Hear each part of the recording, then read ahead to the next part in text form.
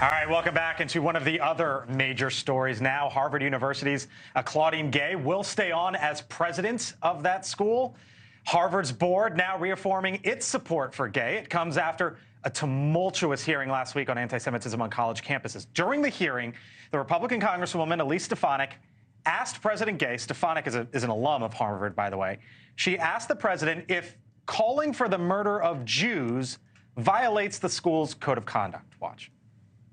So the answer is yes, that calling for the genocide of Jews violates Harvard Code of Conduct, correct? Again, it depends on the context. Now, Harvard University's board released a statement saying, in part, quote, "In this tumultuous and difficult time, we unanimously stand in support of President Gay. At Harvard, we champion open discourse and academic freedom, and we are united in our strong belief that calls for violence against our students and disruptions of the classroom experience will not be tolerated." Okay, so she's not going anywhere, right? Harvard's made the decision. But I just wonder if that question was asked today, right now, what would Claudine Gay say? Probably not the same thing. Exactly. I'm not sure she would say much different either. Yeah. And isn't that a problem?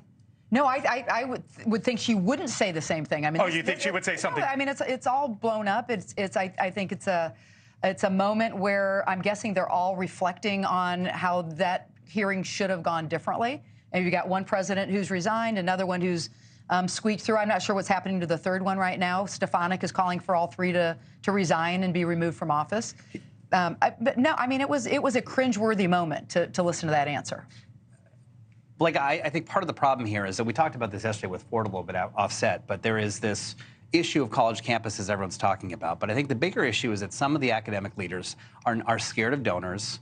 They're now scared of Congress, and they're sometimes scared of their own students. And there is this discourse in the country based on a binary view of politics that puts us in two camps, runs us through social media, and then they have this problem of dealing with that in an honest way. And complex issues require a complex answer. That's a simple question she should have been able to answer. But I think that there's a bit of a fear of saying the wrong thing for a certain segment. You think she would answer differently? I don't, because I think she really does think it depends.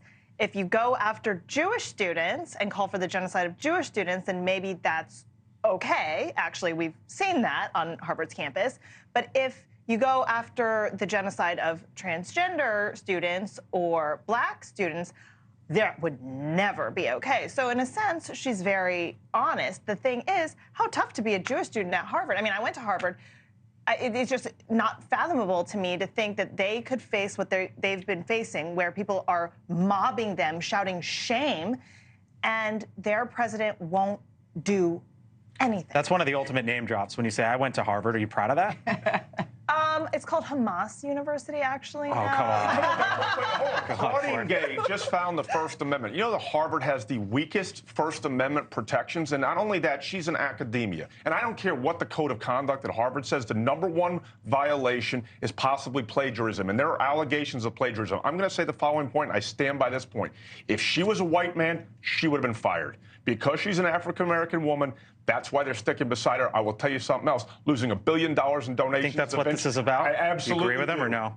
I think there's a diversity component to it, for sure. I mean, this is a woman who's only written 11 academic papers, which is not enough to get you an entry-level position at most universities, and she's the president of Harvard. What about this? Senator Rick Scott in our inbox. Harvard should lose federal funding over failure to condemn anti-Semitism. Now there's a group of Republican senators who are starting to say, and you can see what he said there in his press release, starting to say yank some funding. Well, above all else, these presidents, their job is to make sure that their students are safe. And I can't think of anything more important than that, and that's what they ought to stay focused on now. Last word.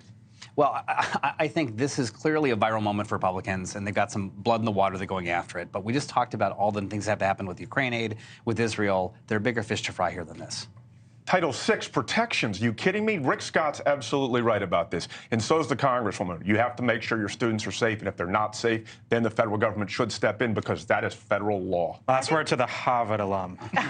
Take the money away, whatever they do. Harvard does not need federal money. I mean, that endowment is how many, like tens of billions? I mean, some of these endowments are insane. Thank you for watching, and make sure you go to joinnn.com to find NewsNation on your television provider.